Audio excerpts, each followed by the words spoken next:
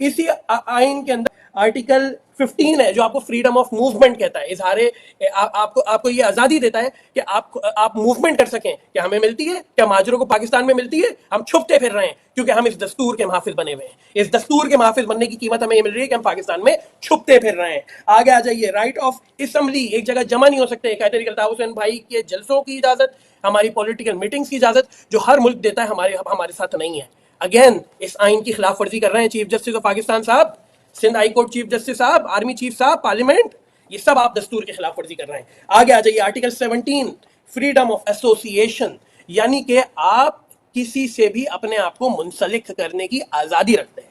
آپ اپنے سیاسی لیڈر سے منسلک ہو سکتے ہیں، اس کی بات سن سکتے ہیں اور منسلک ہو کے آپ اس کی پارٹی کا حصہ بن سکتے ہیں. اس کی آپ کو اجازت دیتا ہے فریڈم آف ایسوسیشن، آئین پاکستان کا آرٹیکل 17. لیکن یہ freedom of association M Q M کے ہر کارکن کا چھینا گیا ہے، ایم کیو ایم کے ہر سپورٹر کا چھینا گیا ہے، ایم کیو ایم کے ہر ووٹر کا چھینا گیا ہے. یہ آرٹیکل 17 جو ہے قائد طریق الطاف حسین بھائی کے اوپر لگی ہوئی پابندی کی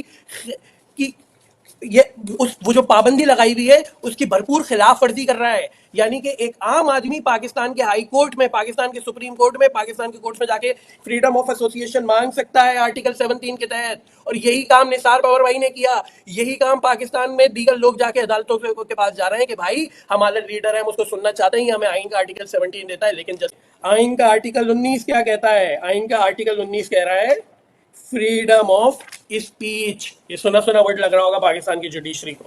وہ ایک بڑا مشہور مقولہ ہے کہ in Pakistan there is freedom of speech but there is no freedom after the speech.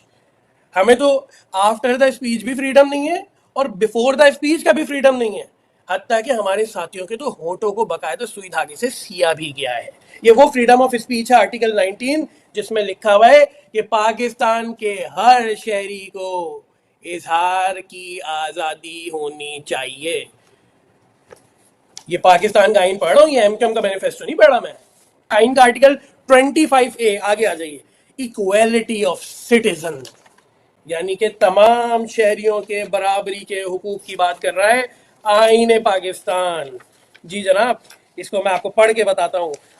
Equality of citizens, آئین کا آرٹیکل 25A کہتا ہے all citizens are equal before law and are entitled to equal protection of the law. یعنی کہ تمام شہری قانون کی نظر میں ایک ہوں گے اور تمام کی انٹائٹلمنٹس سیم ہوں گی.